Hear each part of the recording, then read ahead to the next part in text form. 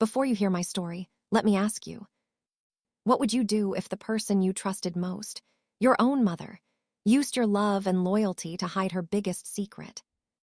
I thought I knew my family. I thought I could count on my mother for anything. But when she called me in tears, claiming there was a family emergency, I dropped everything to help her, only to discover the crisis was a lie, a cover for something I never saw coming. This isn't just a story about betrayal. It's about the moment you realize the person you look up to is capable of breaking your heart, and the journey it takes to find forgiveness, not just for them, but for yourself. So settle in, because what I uncovered changed the way I saw my mother, my family, and myself forever. The day my mother called, sobbing about a family emergency, I never imagined she was using me as her alibi. I remember the way my phone rang that morning, sharp, insistent, the kind of call that makes your heart drop before you even answer. I was in the middle of making breakfast for my own kids, the kitchen filled with the smell of cinnamon toast and the sound of cartoons in the background. I wiped my hands on a dish towel and picked up, already bracing myself for bad news. "Mom," I said, my voice tight. She was crying, really crying, the way she only did when something was truly wrong. "Sweetheart, I need you. It's your Uncle Ray. He's in the hospital. I don't know what to do." My mind raced. Uncle Ray lived 2 hours away, and though we weren't close, he was still family. I could hear the panic in my mother's voice, the way she gasped for breath between sobs. "I need you to come with me. I can't do this alone." I didn't hesitate. I told my husband, Mark, to take the kids to school, threw on jeans and a sweater, and grabbed my keys. My mother was waiting in her car when I pulled up, her face pale, her hands shaking. "Thank you for coming," she whispered, pulling me into a hug. I couldn't face this by myself." We drove in silence, the radio off, the only sound the hum of the tires on the highway. I kept glancing at her, searching for the mother I'd always known, strong, steady, the one who held our family together. But she looked different that morning. Fragile, nervous, like she was holding something back. We arrived at the hospital, and my mother rushed to the front desk, asking for Uncle Ray's room. The nurse looked confused, flipping through her charts. "I'm sorry, ma'am. We don't have a patient by that name." My mother's face crumpled. "Are you sure? He was brought in this morning, heart attack." The nurse shook her head. "No one by that name and no heart attacks today." I felt a chill run through me. I turned to my mother, my voice gentle. "Mom, are you sure you got the right hospital?" She nodded, her eyes wide and scared. Maybe I made a mistake. Maybe it was the other hospital across town. We drove to the next hospital, my mother's hands trembling on the steering wheel. Again, no record of Uncle Ray, no heart attack, no emergency. By the time we left the second hospital, I was starting to panic. "Mom, what's going on? Are you sure you didn't misunderstand?" She shook her head, tears streaming down her face. "I don't know, I got a call. I was so scared." I hugged her, trying to comfort her, but something felt off. My mother was never this scattered, never this lost. I told myself it was just shock, that she was overwhelmed, that she needed me to be strong. We drove home in silence. My mother stared out the window, her face blank. I tried to make conversation, but she barely responded. When we got back to her house, she hugged me tight, thanking me for being there. "I don't know what I would have done without you," she whispered. I went home, exhausted and confused. I told Mark what had happened, and he frowned. "Are you sure everything's okay? That doesn't sound like your mom." I shrugged, trying to shake off the unease. "She's just stressed. I'll check on her tomorrow." But that night, as I lay in bed, I couldn't shake the feeling that something was wrong. I replayed the day in my mind, the phone call, the hospitals, the tears. None of it made sense. I told myself I was overthinking, that my mother just needed support, that families stick together in a crisis. But I had no idea the real crisis was just beginning. Don't go anywhere, because what I discovered next would unravel every bit of trust I'd ever had in my mother and force me to question everything I thought I knew about family. The next morning, I woke up with a knot in my stomach. I tried to shake it off, telling myself that yesterday had just been a misunderstanding, that my mother would call and explain everything. But the phone stayed silent. I got the kids ready for school, packed their lunches, and tried to focus on the ordinary rhythms of my life. But every time I glanced at my phone, I felt that same uneasy flutter in my chest. After dropping the kids off, I called my mother.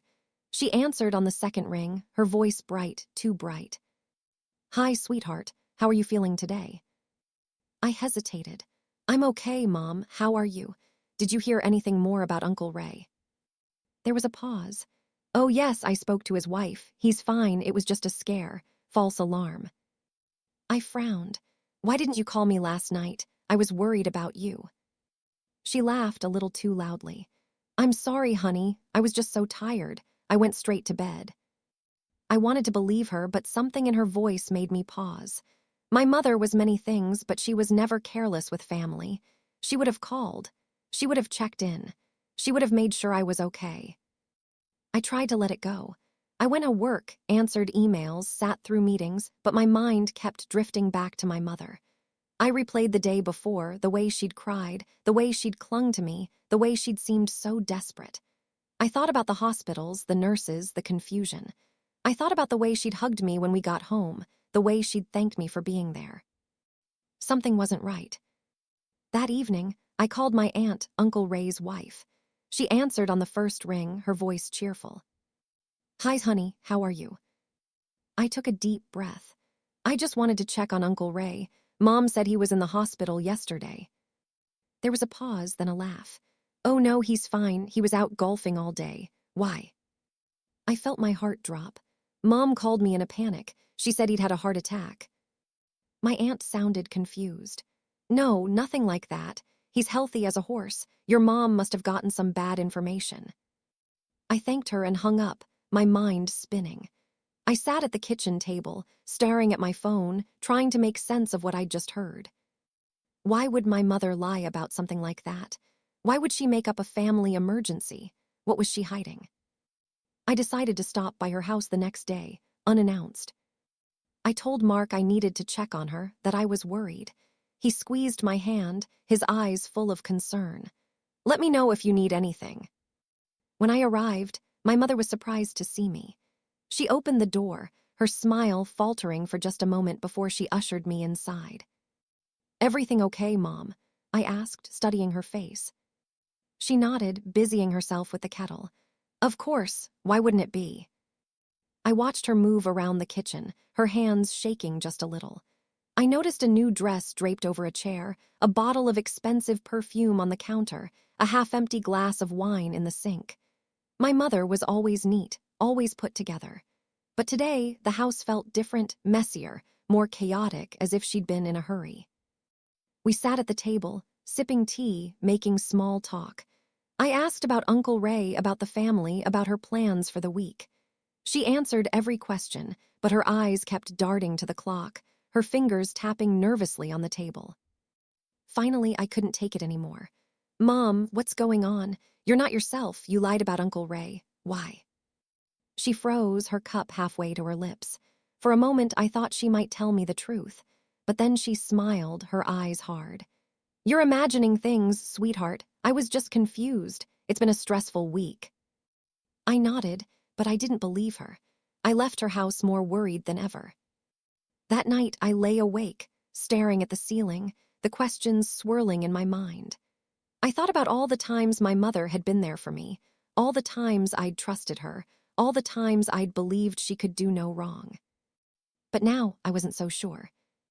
Don't go anywhere, because the first cracks of suspicion were about to become impossible to ignore, and the truth was closer than I ever imagined. The next few days, I tried to focus on my own life, work, the kids, the endless list of chores that never seemed to shrink. But my mother's lie gnawed at me. I found myself replaying every conversation, every odd detail, every time she'd seemed distracted or nervous over the past few months. I started to notice things I'd brushed off before. The way she'd cancel plans at the last minute, claiming she was helping a friend or not feeling well. The way she'd show up at my house with gifts for the kids, but never stayed long.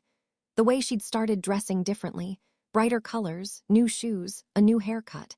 I thought she was just trying to reinvent herself after Dad passed away, but now I wondered if there was more to it. One afternoon, I stopped by her house again, this time with the kids in tow. She seemed flustered when she opened the door, glancing over her shoulder as if she was expecting someone else. The living room was tidier than before, but there was a faint smell of cologne in the air, one I didn't recognize. "Who's been here, Mom?" I asked, trying to sound casual. She laughed, waving her hand. "Oh, just the plumber. The sink was leaking again." But when I checked the bathroom, everything was dry. No tools, no sign of a repair. I felt a chill run down my spine. That night, I called my brother, Tom. He lived out of state, but he and Mom talked often. "Has Mom seemed different to you lately?" I asked. He hesitated. "Yeah, actually. She's been hard to reach. She cancels our calls, says she's busy. I figured she was just lonely." I told him about the fake emergency, about the hospitals, about the strange things I'd noticed. Tom was quiet for a long moment. "Do you think she's sick? Or maybe seeing someone?" The idea hit me like a punch. My mother dadding, after all these years. But why would she lie? Why would she drag me into it, fake a family emergency, make me worry? "I don't know," I admitted, "but something's not right." The next day, I decided to follow her. I felt guilty, like a child spying on her parent, but I needed answers. I waited until she left the house, then trailed her car at a distance. She drove across town, parking outside a small Italian restaurant. I watched as she got out, checked her reflection in the car window, and walked inside. A few minutes later, a man joined her. He was tall, well-dressed, with silver hair and a warm smile. They hugged, then sat at a table by the window, talking and laughing like old friends or something more. I snapped a photo with my phone, my hands shaking. I watched as they lingered over lunch, sharing dessert, holding hands across the table. My heart pounded with a mix of relief and anger. Relief that she wasn't sick, that she wasn't alone. Anger that she'd lied to me, used me, made me worry for nothing. That night, I confronted her. I showed her the photo, my voice trembling. "Why, Mom? Why all the lies? Why fake a family emergency?" She stared at the picture, her face pale. For a moment, I saw the mother I'd always known, strong, proud, stubborn. Then her shoulders slumped and she started to cry. "I'm sorry," she whispered. "I didn't know how to tell you. I was afraid you'd judge me. I was afraid you'd be angry." I sat beside her, my own anger fatting. "I'm not angry that you're dadding, Mom. I'm angry that you lied, that you used me, that you made me worry about Uncle Ray." She nodded, wiping her eyes. "I know, I didn't want you to think less of me. I didn't want anyone to know." I hugged her, feeling the weight of the past few weeks lift from my shoulders. "You're my mother, I love you, but you can't keep secrets like this. Not from me, not from the family." She nodded, promising to do better. But I knew the damage was already done. "Don't go anywhere," because the fallout from my mother's secret would reach further than I ever imagined, and the path to forgiveness would be longer and harder than I ever expected. After our conversation, I thought things might settle down. I hoped my mother would come clean to the rest of the family, that we could move forward, that the worst was behind us. But secrets have a way of growing, of twisting themselves into every corner of your life. A few days later, my brother Tom called again. His voice was tight. "Did you know Mom told Aunt Linda that you had a health scare? She said you were in the hospital last week." I felt my stomach drop. "What? That's not true. I've been fine." Tom sighed. "She's spinning stories, Leela. I don't know what's going on, but it's not just you she's lying to." I hung up, my mind racing. I started to wonder how many other lies my mother had told, how many other emergencies she'd faked, how many times she'd used her family as a shield for her own secrets. I decided to talk to her new boyfriend. His name was Richard, and from what I'd seen, he seemed kind. I found his number in her phone and called, introducing myself as her daughter. He was surprised but polite. "Your mother is a wonderful woman. I care about her very much." I asked him how long they'd been seeing each other. He hesitated, then admitted, almost a year. She said her family knew, but wanted to keep things quiet. I felt a wave of anger and sadness. My mother had been lying to all of us for months, building a web of stories to keep her affair hidden. That weekend, I invited my mother over for dinner. I wanted to give her a chance to tell the truth, to come clean, to start fresh. She arrived with flowers, her smile a little too bright. We sat at the table, the kids chattering around us, Mark asking about her week. I waited until dessert, then cleared my throat. Mom, I think it's time you told everyone the truth. About Richard, about the lies. She froze, her fork halfway to her mouth. The kids fell silent, sensing the tension. Mark looked confused. What's going on? My mother's eyes filled with tears. I'm sorry. I didn't mean to hurt anyone. I was lonely. After your father died, I didn't know how to be alone. Richard made me feel alive again. I was afraid you'd all judge me, that you'd think I was betraying your father's memory. I reached for her hand, my voice gentle. We don't care that you're dadding, Mom. We care that you lied, that you used us, that you made us worry. She nodded, her shoulders shaking. I know, I'm so sorry. The kids hugged her. Mark squeezed her hand, and for a moment it felt like we might be okay. But the fallout was just beginning. Word spread through the family, Aunt Linda, Uncle Ray, cousins near and far. Some were angry, some were hurt, some just shook their heads and said, "That's your mother for you." I fielded calls for days, explaining, apologizing, trying to smooth things over. My mother retreated, embarrassed and ashamed, avoiding family gatherings, ignoring calls. I tried to forgive her, but the hurt lingered. I missed the mother I thought I knew, the one who'd always been honest, always been strong, always put family first. Now I saw her as human, flawed, scared, capable of making mistakes as big as anyone else.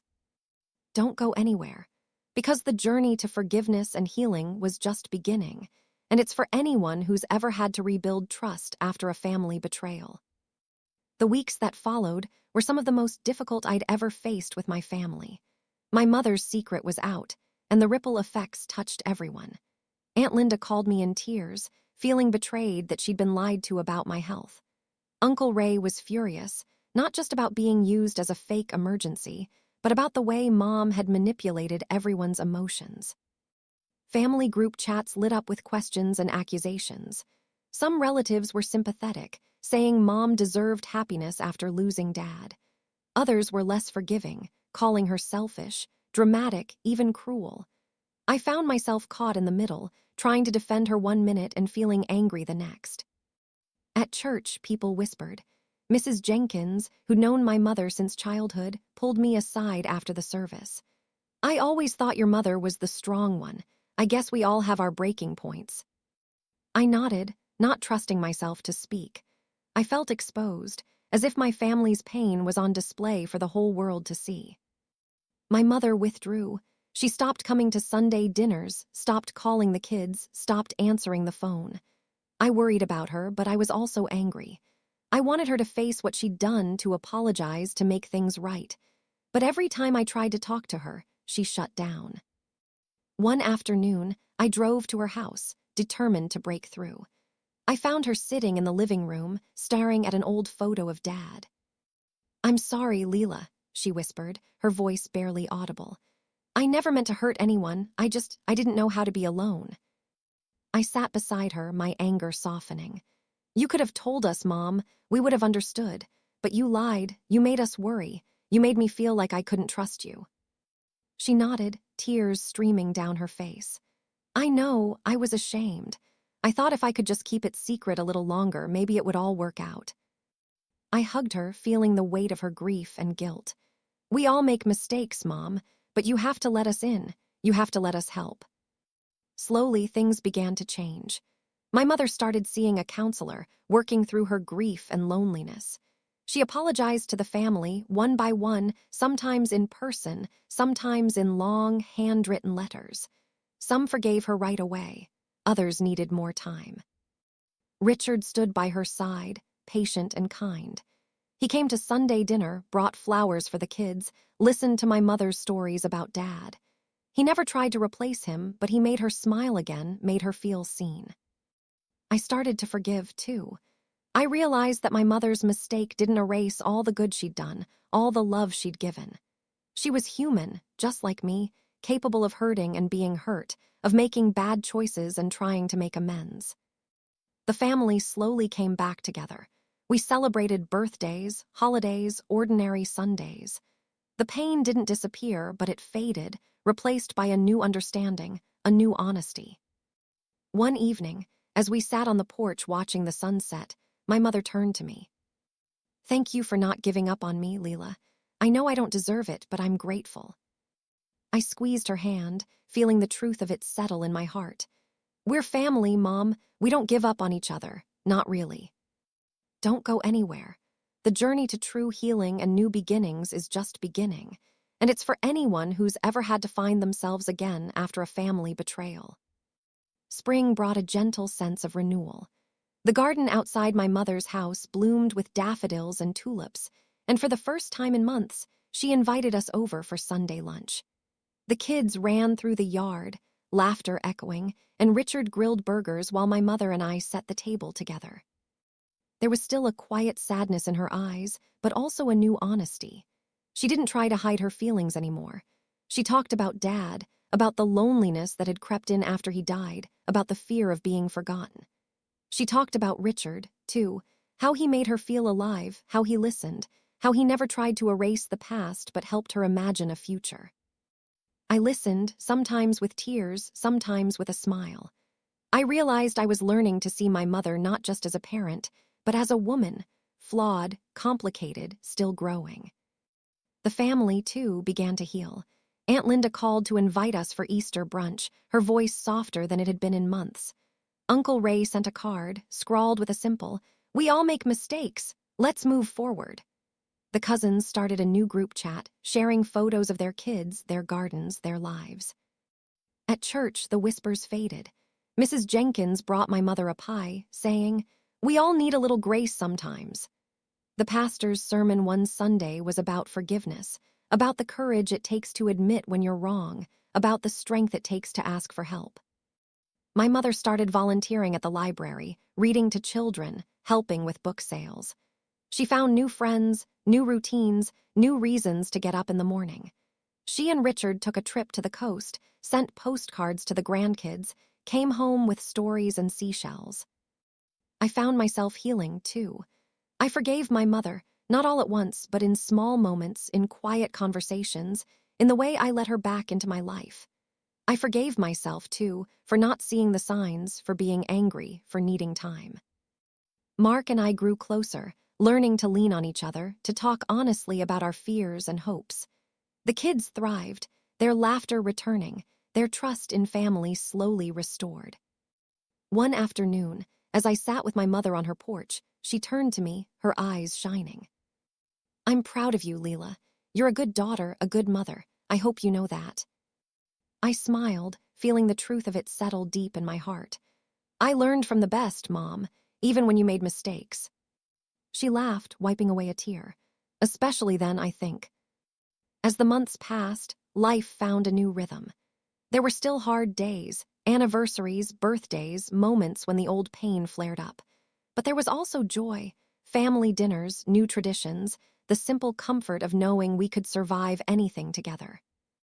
I started writing again, journals, letters, stories for the kids. I wrote about forgiveness, about starting over, about the way love can survive even the deepest wounds. I wrote about my mother, about the lessons I'd learned, about the hope I still carried in my heart. One evening, as the sun set over the garden, my mother and I sat together, watching the kids chase fireflies. "Do you think Dad would be proud of us?" she asked, her voice soft. I squeezed her hand. "I think he'd be proud that we're still here, that we're still a family, that we're still trying." She nodded, a smile breaking through. "Me too." I wasn't the same woman I'd been before my mother's secret came out. I was stronger, wiser, more compassionate with myself and with the people I loved. I knew that life would never be perfect, that there would always be pain and loss and disappointment. But I also knew that I could survive, that I could rebuild, that I could find joy in the small, everyday moments. I looked around at the life I'd created. The house filled with light, the garden blooming, the laughter of friends and family, and felt a quiet sense of peace. I was still here, I was still standing, and I was ready for whatever came next. Don't go anywhere. The final reflection is next, and it's for anyone who's ever had to find themselves again after losing trust in someone they love. Sometimes the people we trust most are the ones who surprise us the most, sometimes with love, sometimes with heartbreak. I never imagined my own mother would use me as a cover for her affair, or that a single phone call could unravel so much trust. But life has a way of teaching us that even the strongest bonds can be tested, and that forgiveness is a journey, not a destination. If you've ever been let down by someone you love, or if you've ever had to rebuild trust after a family betrayal, I hope you know you're not alone. Healing isn't quick and it isn't easy. But with time, honesty, and a little bit of grace, it is possible. Sometimes the real strength is in letting go, not just of the pain, but of the guilt and shame you never deserved to carry. Would you have confronted your mother or kept her secret for the sake of family? Have you ever had to choose between protecting someone and telling the truth? Tell me in the comments. I'd love to hear your story. If this story touched your heart, please subscribe and share it with someone who might need a little hope tonight. Thank you for listening and for being part of this family. Until next time, take care of yourself, and remember, even after the deepest betrayal, you can still choose to begin again.